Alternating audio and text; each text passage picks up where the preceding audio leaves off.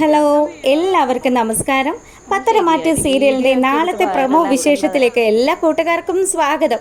അങ്ങനെ നമ്മുടെ ദേവയാനിയുടെ രോഗവിവരങ്ങളൊക്കെ പരസ്പരം ചർച്ച ചെയ്തുകൊണ്ട് നിൽക്കുകയാണ് ജലജയും അതുപോലെ ജാനകിയും പിന്നെ നമ്മുടെ ജയനും കൂടി.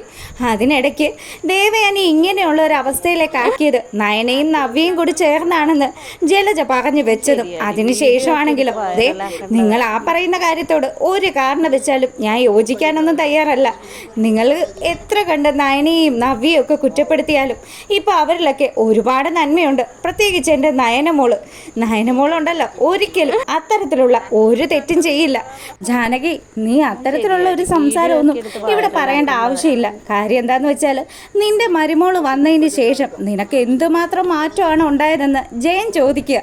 അങ്ങനെ അങ്ങോട്ടും ഇങ്ങോട്ടും മരുമക്കളെ കുറിച്ചൊക്കെ സംസാരിച്ച് തർക്കിച്ചു കൊണ്ട് നിൽക്കുന്ന ജയൻ്റെയും അതുപോലെ ജാനകിയുടെയും ജലജയുടെയും ഒക്കെ മുന്നിലേക്ക് നമ്മുടെ ആദർശം നയനയും കൂടി വരിക. വളരെയധികം ടെൻഷൻ അടിച്ച് ആദർശം ഓടി വരിക. അച്ഛാ എന്തായച്ചാന്ന് ചോദിച്ച് ജയൻ്റെ അടുത്ത് വന്നിട്ട് ആദർശ വിവരങ്ങൾ അന്വേഷിക്കുക. മോനെ, അമ്മയ്ക്ക് കുറച്ച് പ്രശ്നമാടാ. ഡോക്ടർ പറഞ്ഞത് എത്രയും പെട്ടെന്ന് തന്നെ അമ്മയ്ക്കൊരു ഓപ്പറേഷൻ വെക്കേണ്ടി വരുമെന്നൊക്കെയാണ്. എന്തായാലും വന്നിരിക്കുകയാണ് അവള്.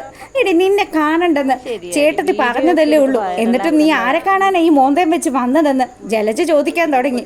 ഇത് കേൾക്കുന്ന സമയത്ത് ആദർശാണെങ്കിലോ, അപ്പച്ചി ഒന്നും മിണ്ടാതെ നിന്നോണം, എൻ്റെ അമ്മ അവിടെ വയ്യാണ്ട് കിടക്കുന്നത്. അപ്പം ആ സമയത്ത് എൻ്റെ അമ്മയെ നോക്കാനും അമ്മയ്ക്ക് വേണ്ടിയിട്ടുള്ള കാര്യങ്ങൾ ചെയ്യാനും എൻ്റെ ഭാര്യ ഇവിടെ വേണമെന്ന് ഞാൻ ആഗ്രഹിക്കുന്നതിൽ എന്തെങ്കിലും തെറ്റുണ്ടോ? അതൊക്കെ ഉണ്ടല്ലോ, നിന്റെ അമ്മയ്ക്ക് കൂടി ഇഷ്ടപ്പെടുന്ന ഭാര്യ ആയിരിക്കണം. അല്ലെങ്കിൽ അങ്ങനെയല്ലാത്ത ഭാര്യയെ ഇവിടെ നിർത്തി കഴിഞ്ഞാൽ അറിയാലോ നിന്റെ അമ്മയ്ക്ക് എത്ര രീതിയിലാണ് ഇവളോട് ദേഷ്യമുള്ളതെന്ന്. അതുകൊണ്ട് അവർ ഒരു രീതിയിലും നിന്നോടും നിന്റെ ഭാര്യയോടും സഹകരിക്കില്ല. ഒരു പക്ഷേ മരുന്ന് പോലും കഴിക്കാതെ ഏട്ടത്തി ഇവിടെ പ്രതിഷേധം ഉണ്ടാക്കും. അതുകൊണ്ട് വന്ന വഴിയെ നിന്റെ ഭാര്യയെ കൊണ്ടുപോയി ആക്കിയിട്ട് മര്യാദക്ക് മോൻ പോയ അമ്മയെ കണ്ടോ.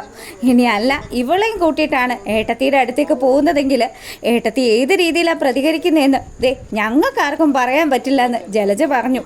അതേ രീതിയിൽ തന്നെ നമ്മുടെ ജാനകിയും പറയുക. ആദർശേ, എനിക്കും അത് തന്നെയാണ് നിന്നോട് പറയാനുള്ളത്. നിന്റെ അമ്മയുടെ സ്വഭാവം മറ്റാരെക്കാട്ടിലും നന്നായിട്ട് നിനക്കല്ലേ അറിയാവുന്നത്. അതുകൊണ്ട് ഇപ്പം നിന്റെ അപ്പച്ചി പറഞ്ഞ കാര്യങ്ങൾ കേട്ട് നയനെ കൊണ്ട് വീട്ടിലാക്ക്. അതിനുശേഷം നീ വന്ന് നിന്റെ അമ്മയുടെ അടുത്തിരിക്കുകയോ പരിചരിക്കുകയോ എന്താണെന്ന് വെച്ച് ചെയ്തോ. അമ്മയ്ക്ക് കുറച്ച് പ്രശ്നമാണെന്നുള്ളത് ഇവിടെ ഡോക്ടർ വന്ന് പറഞ്ഞതേ ഉള്ളൂ. ആ സമയത്ത് ഏട്ടത്തിക്ക് ടെൻഷൻ ഉണ്ടാക്കാൻ വേണ്ടി ഈ അസത്തിനെയും കൂട്ടിയിട്ട് വന്നിരിക്കുകയാണെന്നൊക്കെ ജലജ കമൻറ്റ് പറയാൻ തുടങ്ങി. ഇതൊക്കെ കേട്ട് കഴിഞ്ഞപ്പോൾ ജയന് തീരെ ഇഷ്ടപ്പെട്ടില്ല. പുള്ളിക്കാരനാണെങ്കിലോ, ജലജ, ഇത് ആശുപത്രിയായി പോയി, ഇല്ലെങ്കിലുണ്ടല്ലോ ഇതിനുള്ള മറുപടി ഞാൻ നിന്റെ കാരണം നോക്കി തന്നേനെ. ആദർശം നയനയാണെങ്കിലോ, നയന പറയുന്നുണ്ട്, ആദർശേട്ടാ ഞാൻ എന്നാ അങ്ങോട്ട് വരാതെ ഇരിക്കാം. ആദർശേട്ടൻ പോയിട്ട് അമ്മയെ കണ്ടോ, എങ്ങനെയാ വിവരങ്ങൾ എന്നൊക്കെ അന്വേഷിച്ചിട്ട് വേഗം വരാൻ പറഞ്ഞു. അപ്പോൾ ആദർശ് അച്ഛനോട് പറഞ്ഞു, അച്ഛൻ എന്നാൽ നമുക്ക് അമ്മയെ ആദ്യം ഒന്ന് കാണാം, അതിനുശേഷം ഡോക്ടറോട് പോയിട്ട് വിവരങ്ങൾ അന്വേഷിക്കാം. മോനെ, ഡോക്ടർ പറഞ്ഞത് വെച്ച് നോക്കുമ്പം അമ്മയുടെ കണ്ടീഷൻ വളരെ മോശമാണ്. പിന്നെ അമ്മയ്ക്ക് കരൾ സംബന്ധമായിട്ട് എന്തൊക്കെയോ ചില പ്രശ്നങ്ങളുണ്ട്. ഇതൊരു വക ആസിഡ് വിഴുങ്ങിയതുപോലെയുള്ള അവസ്ഥയാണെന്നാണ് ഡോക്ടർ പറഞ്ഞത്. ദേവയാനിയുടെ ഉള്ളിലുള്ള അവയവങ്ങൾക്കൊക്കെ നല്ല പരുക്കുണ്ടെന്നും ഡോക്ടർ പറഞ്ഞു. ഇനി നമ്മൾ എന്താ മോനെ ചെയ്യുക? അച്ഛാ, അങ്ങനെയാണെങ്കിൽ അതിനെന്തെങ്കിലും ഒരു പരിഹാരം ഉണ്ടാവില്ലേ? നമുക്ക് അതെന്താണെന്ന് ഡോക്ടറോട് കണ്ട് ചോദിക്കാമെന്നും പറഞ്ഞ് ആദർശ് നയനയെ കൂട്ടിയിട്ട് ഡോക്ടറിൻ്റെ അടുത്തേക്ക് പോകാൻ തുടങ്ങുക. അപ്പോഴത്തേക്കിനും നമ്മുടെ ജയം പറഞ്ഞു, വേണ്ട മോനെ, ഇപ്പം നീ കാണേണ്ടത് ഡോക്ടറെ അല്ല, വേഗം പോയി അമ്മയെ കാണ്. അമ്മ നിന്നെ കാണാൻ കാത്തിരിക്കുകയായിരിക്കും. പിന്നെ അറിയാലോ മോള് ചെന്ന് കഴിഞ്ഞാൽ ദേവയാനിയുടെ ഇപ്പോഴത്തെ കണ്ടീഷനിൽ അത് വളരെ ദോഷം ചെയ്യുള്ളൂ. അതുകൊണ്ട് മോളിപ്പോൾ പോകണ്ടെന്നും പറഞ്ഞ് നമ്മുടെ നയനെ പറഞ്ഞ് വിലക്കി. അതിനുശേഷം ആദർശ് നേരെ ചെല്ലുകയാണ് ദേവയാനി കിടക്കുന്ന ആ ഒരു റൂമിലേക്ക്. ഈ സമയത്താണെങ്കിലും ഡോക്ടർ ചില കാര്യങ്ങളൊക്കെ ഡിസ്കസ് ചെയ്തിട്ട് ഏകദേശം ഒരു തീരുമാനത്തിലും ധാരണയിലും ഒക്കെ എത്തിയിരിക്കുകയാണ്. ദേവയാനിയുടെ കാര്യങ്ങളെല്ലാം മറ്റു ഉന്നതരായിട്ടുള്ള ഡോക്ടേഴ്സും ഒക്കെ ആയിട്ട് ചർച്ച ചെയ്തിട്ട് അവരെ എങ്ങനെ രക്ഷപ്പെടുത്താം എന്നുള്ള കാര്യങ്ങളൊക്കെ ചിന്തിച്ചും ആലോചിച്ചും ഒക്കെ ഇരിക്കുന്ന ഡോക്ടറെയും കാണിക്കുന്നുണ്ട്. അങ്ങനെ നമ്മുടെ ആദർശ് അമ്മയുടെ മുന്നിലെത്തി. അമ്മയാണെങ്കിൽ പതുക്കെ കണ്ണു തുറന്നു. അങ്ങനെ നമ്മുടെ ആദർശിനെ നോക്കി. ആദർശിന് നല്ല സങ്കടമുണ്ട്. നമ്മുടെ ദേവയാനി ദേവയാനിയുടെ ആ ഒരു കിടപ്പ് കാണുന്ന സമയത്ത് ആദർശാണെങ്കിലോ അമ്മയ്ക്ക് എന്താ അമ്മ പ്രശ്നം, ഞങ്ങളെല്ലാവരും മാക്സിമം നോക്കുന്നുണ്ട് അമ്മയെ രക്ഷപ്പെടുത്താൻ വേണ്ടിയിട്ട്.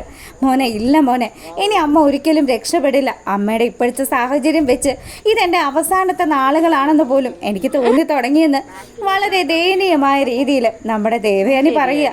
അപ്പം ആദർശാണെങ്കിലോ അങ്ങനെ പറയരുതമ്മയെന്നും പറഞ്ഞ് ആദർശ് ദേവയാനിയുടെ അടുത്ത് വന്ന് ഇങ്ങനെ വിലക്കി. അപ്പോഴത്തേക്കിനും ദേവയാനി ആണെങ്കിലും ഇല്ല മോനെ, ഇനി അമ്മയ്ക്ക് അധികം ആയുസില്ല, അത് അമ്മയ്ക്ക് നല്ലതുപോലെ തന്നെ അറിയാം. ആ രീതിയിൽ അമ്മയുടെ ഇപ്പോഴത്തെ മാറ്റങ്ങൾ എല്ലാത്തിനും കാരണക്കാരിയായിട്ടുള്ളവളെ നീ സ്നേഹിക്കുന്നതാ എനിക്ക് സഹിക്കാൻ പറ്റുന്നതിലും അപ്പുറമായിട്ടുള്ളതെന്ന് കൂടി ദേവയാനി പറഞ്ഞു. ഇതൊക്കെ കേട്ട് കഴിയുമ്പോൾ നമ്മുടെ ആദർശ് ശരിക്കും തകർന്നു.